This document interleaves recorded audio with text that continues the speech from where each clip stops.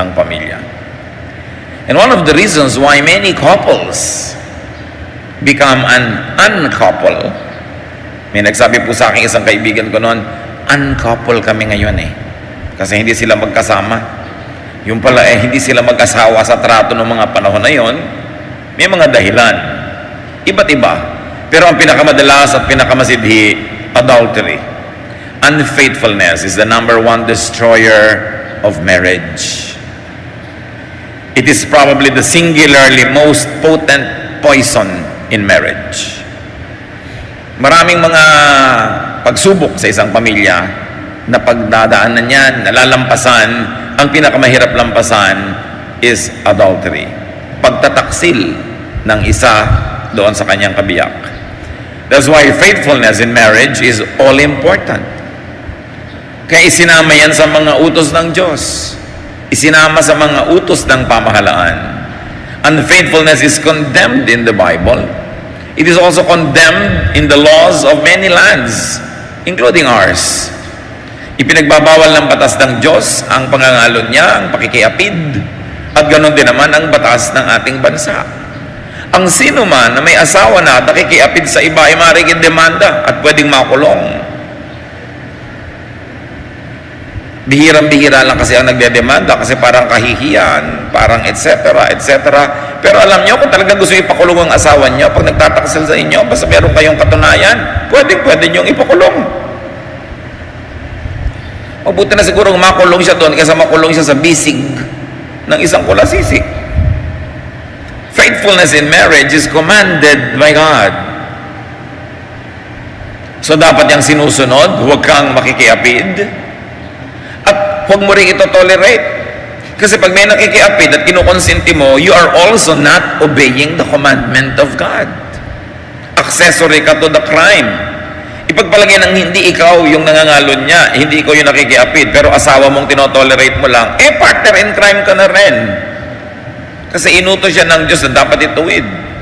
Unfaithfulness is forbidden and condemned. Exodus 20:14, one of the 10 commandments, be faithful in marriage, or you shall not commit adultery. Unfaithfulness was punished with death in the Old Testament. Kaya kung sa mga ibang bansa, darating ka doon sa kanilang mga formalities, nakalagay, death to drug traffickers. Sa Old Testament, death to adulterers. Leviticus 20, verse 10. If a man commits adultery with another man's wife, with the wife of his neighbor, both the adulterer and the adulteress are to be put to death.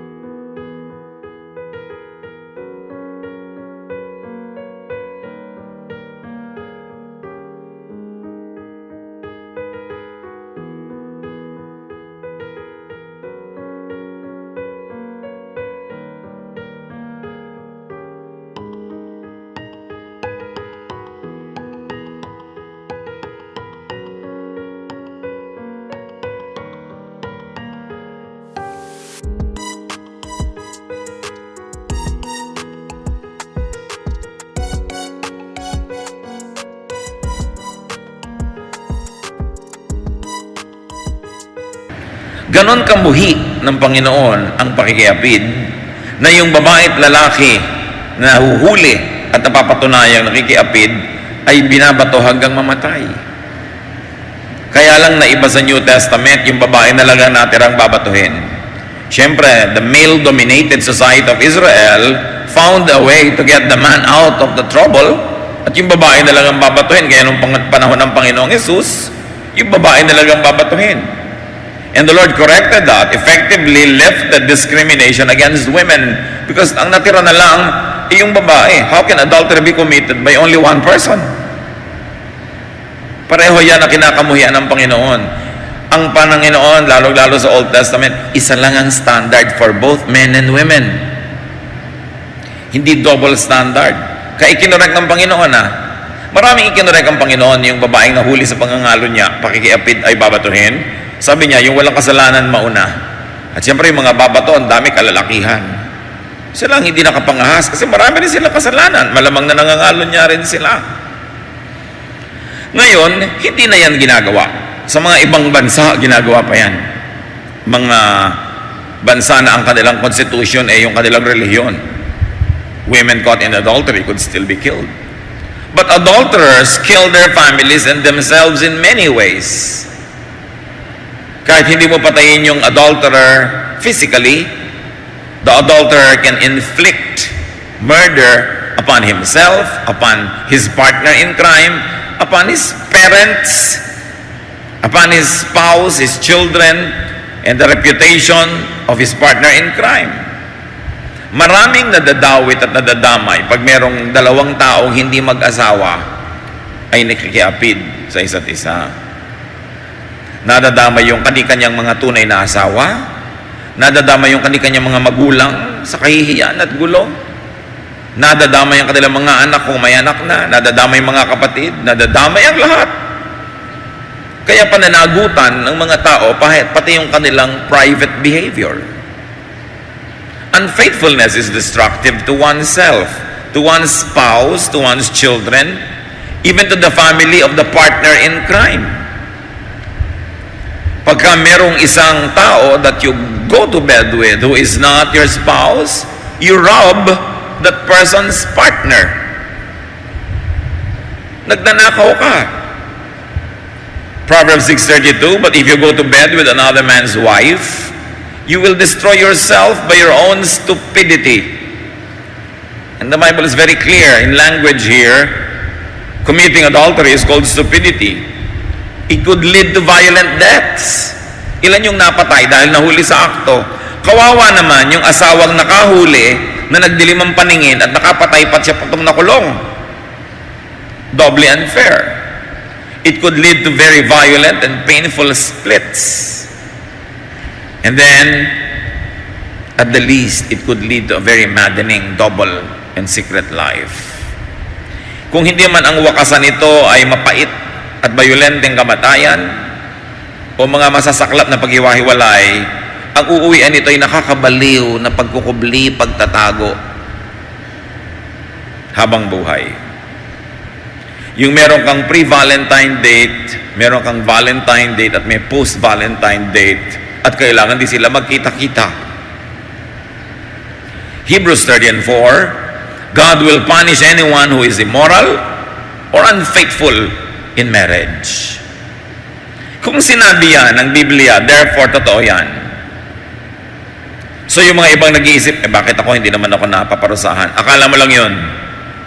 Unfaithfulness in marriage is always punished, whether you notice or not.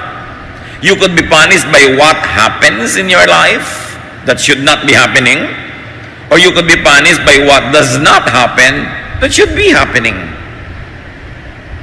Pwedeng may mga blessing dapat na darating sa iyo, mga kagalingan, kabutihan na hindi darating as punishment, pero hindi mo na napansin dahil hindi mo naman na-miss, dahil hindi pa nga dumating.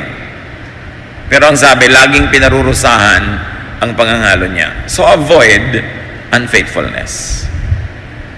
Respect your own marriage. If you cannot respect your very own marriage, what else will you respect? Kung bababuyin ng isang tao ang sarili niyang matrimonyo, ano pa ang igagalang niya? So you respect your spouse.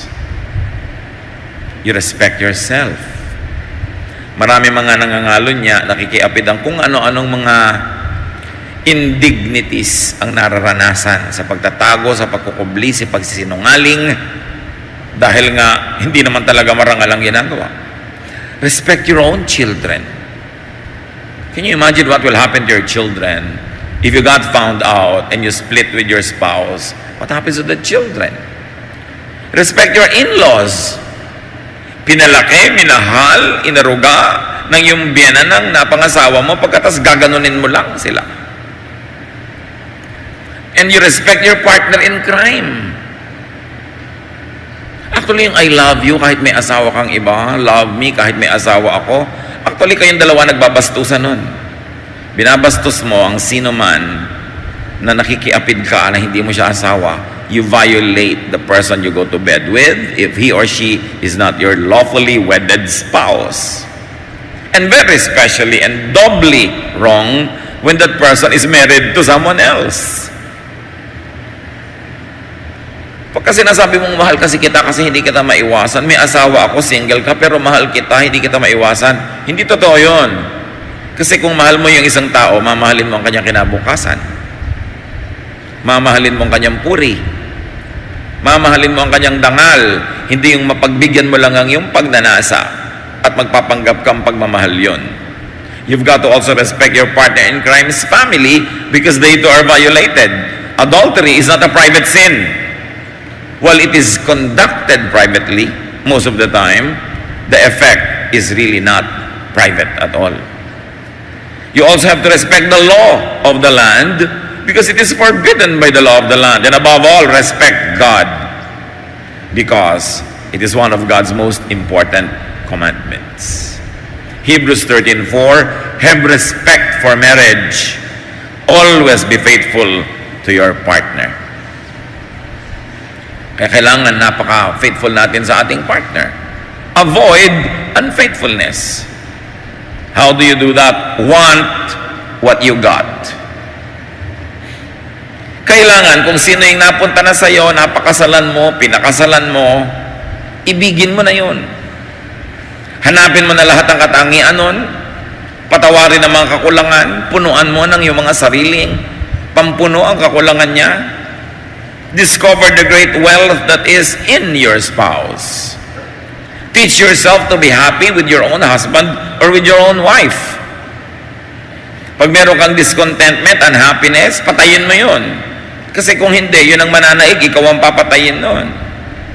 Pag nagkaroon ka ng paghanga, pagnanais, pagnanasa sa asawa ng iba o sa hindi mo asawa, tigilan mo. Kasi pag in-entertain mo ng in-entertain yan, lalaki ng lalaki, parang puno, dinidilig, binilagyan ng pataba, hindi siya natural, mamumunga. At anong bunga niyan? Pagkakasala. Proverbs 5:18, be happy with your wife, with the wife you married when you were young.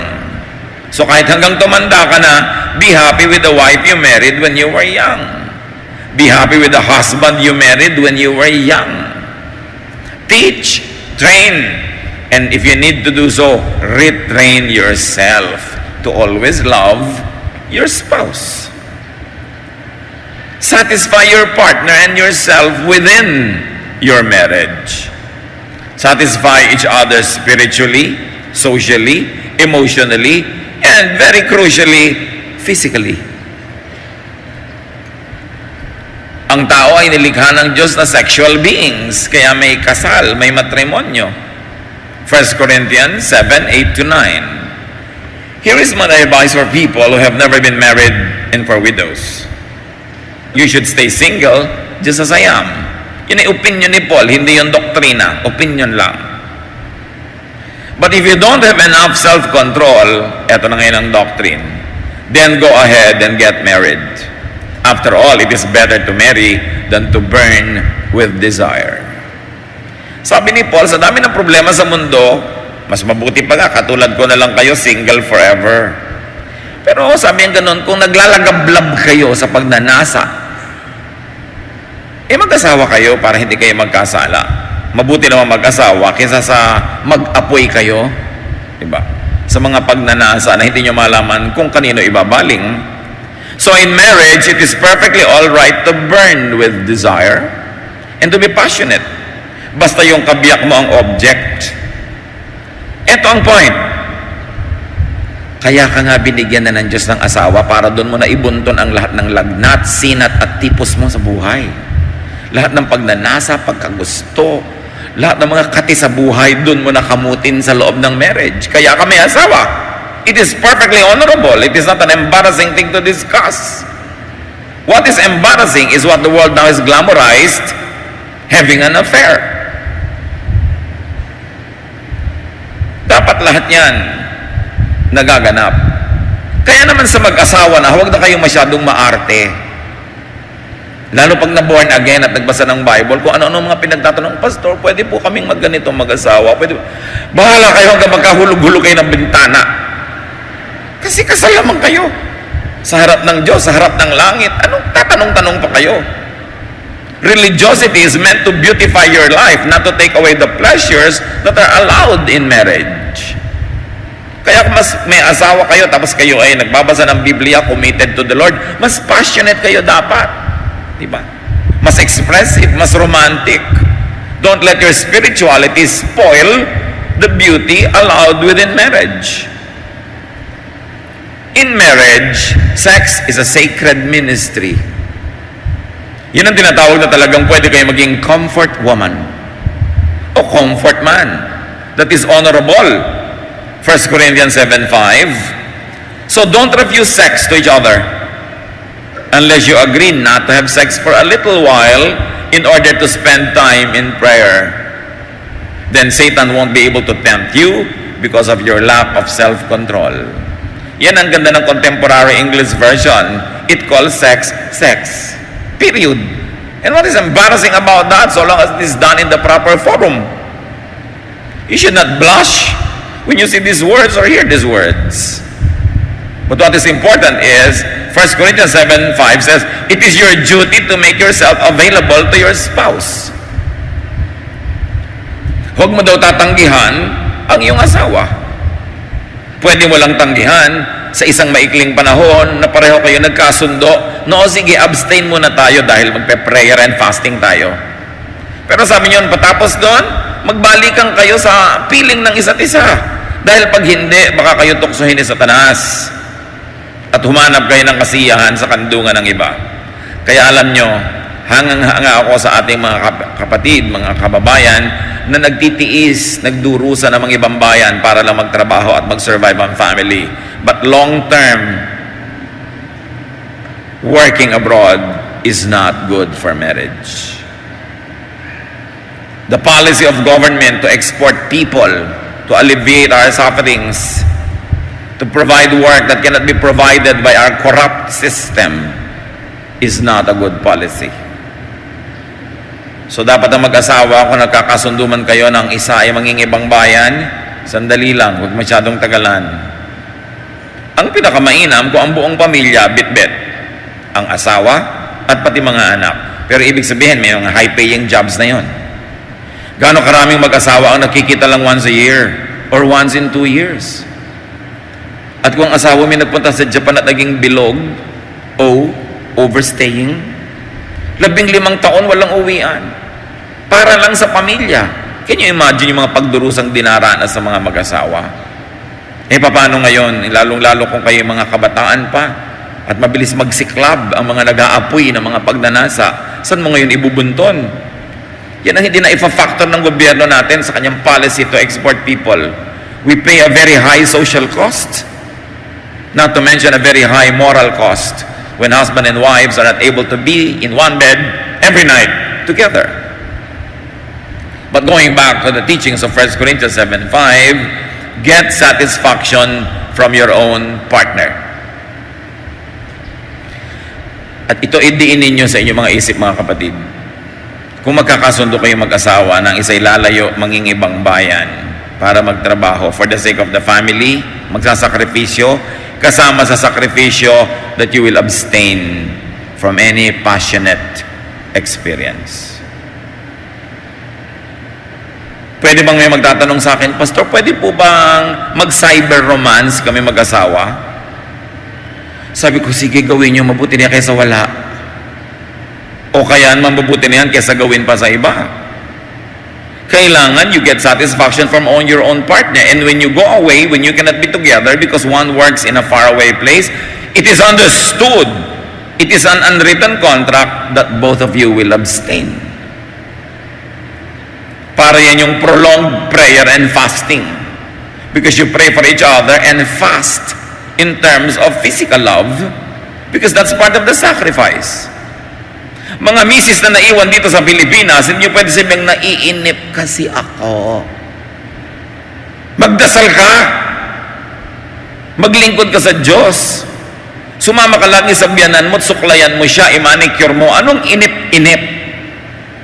Umalis ang asawa mo para maghirap, para magtrabaho. Mamatay ka man sa inip. Di mamatay ka. Pero hindi ka dapat makikikalo niya para lang malibang. Tapos nalilibang-libang, mamaya nahuhulog na yung loob. Yung padala sa'yo na sweldo ng asawa mo, kaparte na, si kumpare. Aba, napakalaking kahihiyan yan. Sobrang immoral. Sabi mo sa katabi mo, immoral, masama, demonic, na makikiapid ka sa iba at patikita ng asawa mo, kasama pa yung partner mo in crime. Ganon din naman yung nasa abroad, ha? Napakaraming mga nasa abroad ngayon, holding hands. Pag pumapasok doon sa airport abroad, pagbalik dito sa Pilipinas, hiwalay na ang kamay kasi mag-iba pala ng asawang uuwian. Hanggang sa aeroplano, holding hands. Tigilan nyo yan. Kung natutukso kayo na maging ganyan, umuwi na lang kayo magdildil ng asin.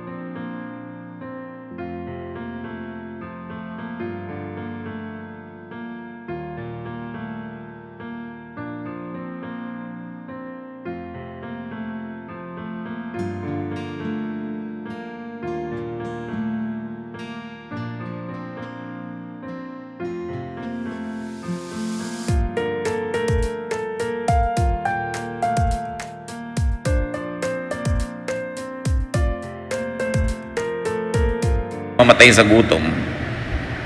Kesa meron nga kayong konting ginhawa, konting kita, pero ganyan naman. You give satisfaction to your partner. It is a privilege. And at times, when it doesn't seem so, it is a duty. 1 Corinthians 7:4, a wife belongs to her husband instead of to herself. And a husband belongs to his wife instead of to himself. Ang version ng New International, sabi sa 1 Corinthians 7:4, a wife does not have authority over her own body, but yields it to her husband.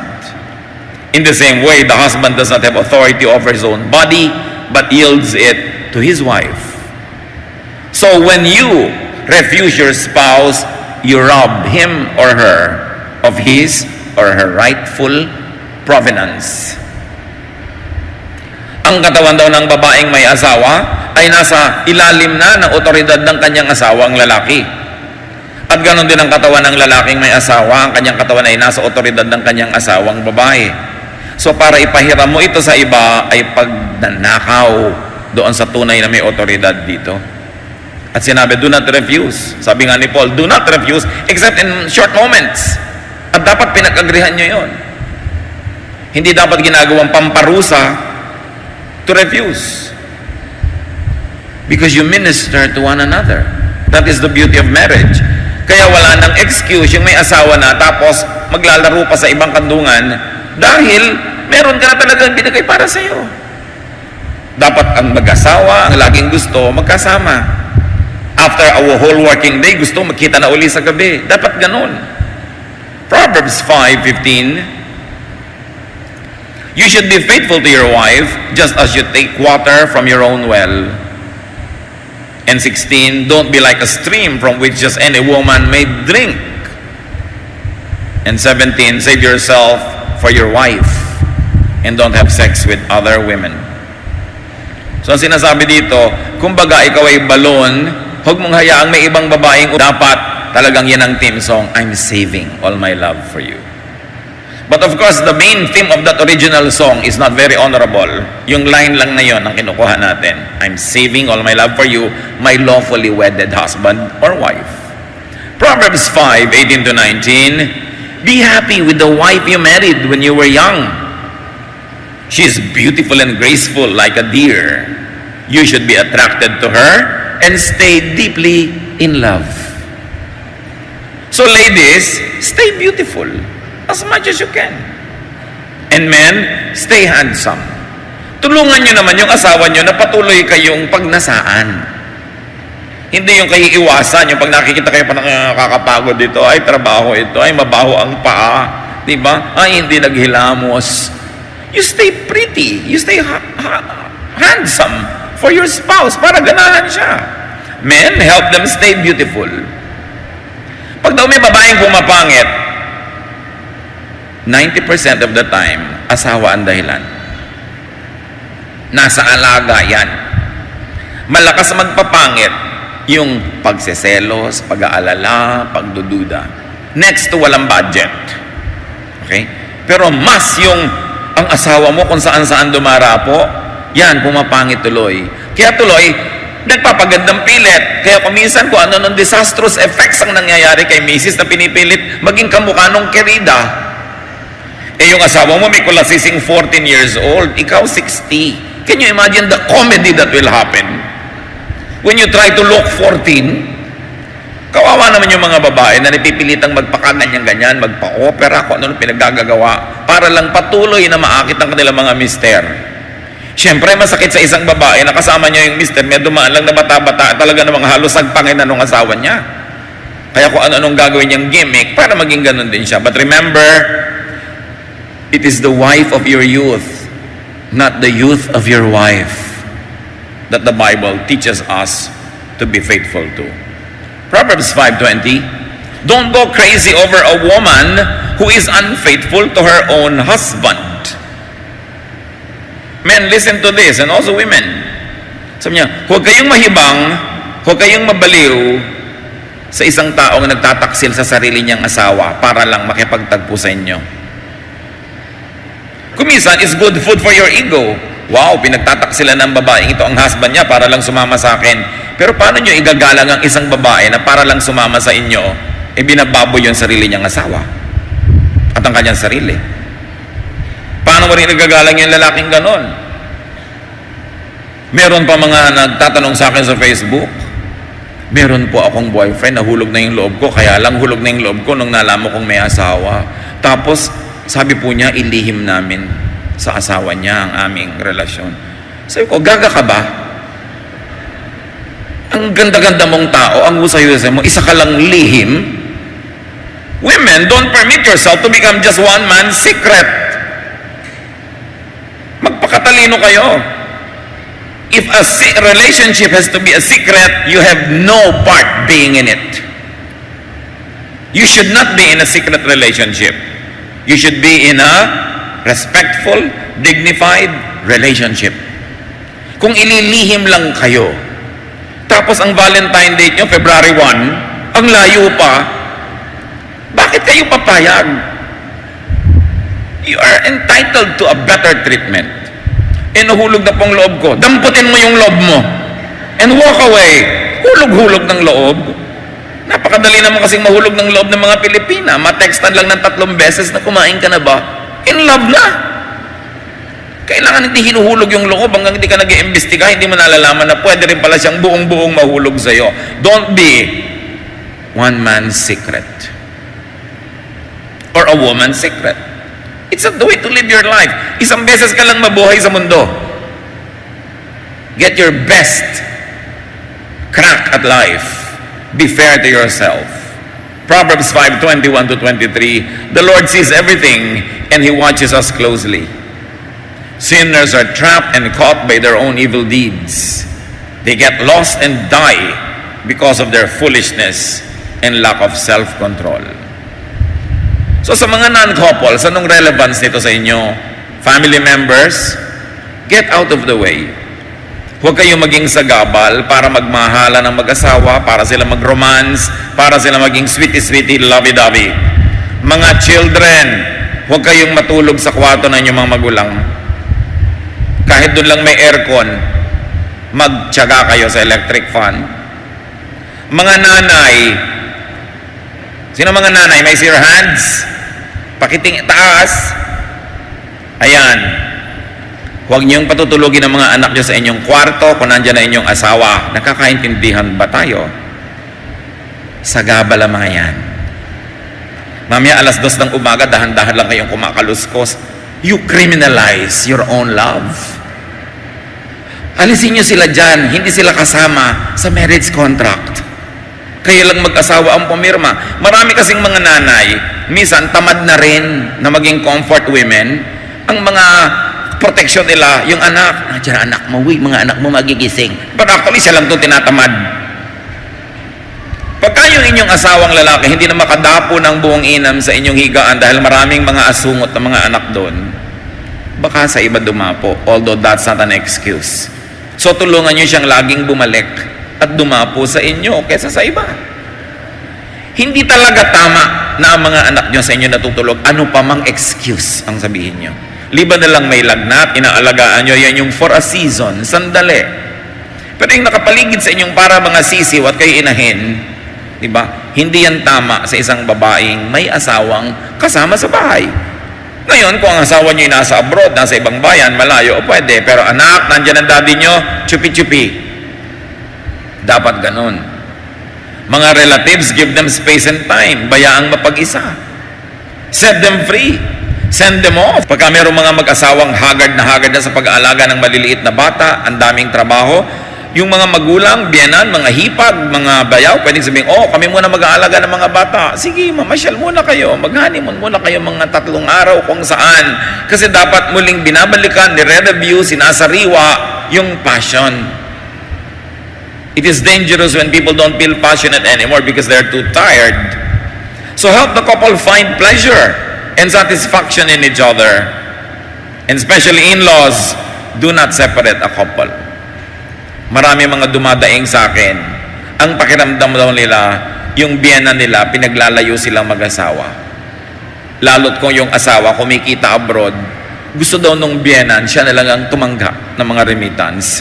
Sinisiraan yung manugang at laging pinag-aaway yung mag-asawa. Bagamat ang counsel ko, mag-ingat-ingat ka rin na manugang. Baka naman meron talagang nakikita sa iyo yung biyenan mo na hindi maganda. So pareho kayong mag-check, no? Yung biyanan, checkin ang sarili. Yung manugang, checkin din ang sarili. Dahil baka pareho kayong may pagkukulang o mga pananagutan na dapat ituwid. But the rule is, do not separate a couple. Pag may awayan, itulak sila pabalik sa isa't isa. Hindi yung kukonsentihin mo, dito ka na lang sa amin, huwag ka nang bumalik sa kanila. That is not a godly counsel. Unless yung asawa niya, kriminal, yung talagang binubuhusan siya ng kumukulong tubig, pinaplansya siya, number 3 pa naman yung setting ng plansya, sinasaksak siya, tinutulak siya sa hagdan, then that's a different story when the life or well-being of the person is in danger. Pero dapat, kung wala yung mga ganong dangerous elements, lagi ang counsel natin, magbalikan kayo, go back to each other. So sa mga may asawa, be faithful to your spouse and help your spouse be faithful to you.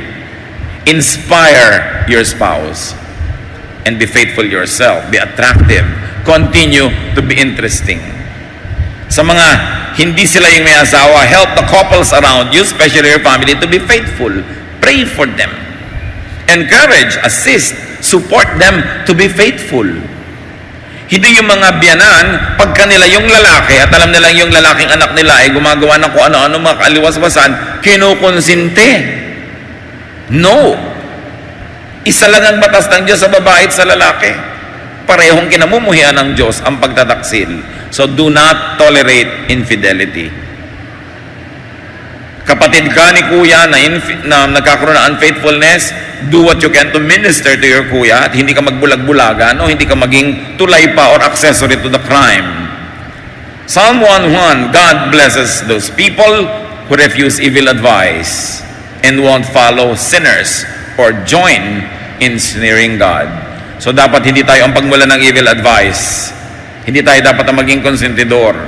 Lahat tayo may pananagutan para ang pagiging mag-asawa ng isang couple manatiling banal, matibay, at kalugod-lugod. Hindi man kayo yung asawa, may pananagutan tayo dahil tayo may pananagutan sa isa't isa. Suriin niyo po kami aming Diyos. Sa mga mag-asawa, patuloy niyong paalingaw-ngawin ang mga salita niyo, Panginoon, na di nagbabago. Patuloy niyong sariwain sa amin ang pagkamuhi ninyo sa pangangalo niyo at pakikiapid. Turuan niyo kaming kamuhian ang kinamumuhian niyo. sundin ang iniuutos nyo at malugod kami sa iyong kabutihan at kaayusan. Sa mga hindi naman sangkot sa mag-asawang maaaring magkaroon ng problema, turuan nyo kami maging blessing sa kanila. Hindi curse, hindi mga konsentidor, kundi nagtutuwid at nagbibigay ng puwang sa mag-asawa para lalong gumanda ang kanilang samahan. Doon sa mga tao, Panginoon, that fall in the cracks, those that fell into very, very horrible marriages, those that have fallen for married people or married who have fallen for other people, lalo kayong magparamdam sa amin, Panginoon. Lalo niyong ipadama ang inyong pagmamahal, ang inyong pag-unawa, pagpapatawad kung kailangan. Subalit turuan niyo kaming ituwid ang aming mga buhay. Sa mga sobrang naging komportable na sa pamumuhay sa kasalanan, muli mo kaming pukawin. Gisingin mo ang aming kabanalan na maaaring nakatulog na dahil pinatulog namin at ayaw namin pakinggan. Ibalik mo ang init ng aming pag-ibig sa iyo, Diyos. Turuan mo kaming ituwid ang aming mga buhay, maging instrumento kami sa katuwiran ng buhay ng iba. At sa mga mag-asawa, Panginoon, na hindi ito pinoproblema, that those have been specially blessed with very faithful spouses. Sa mga mag-asawa, Panginoon, na patuloy na interesado, nagmamahal at maalab ang pag-ibig sa isa't isa, salamat po. Turuan mo ang mga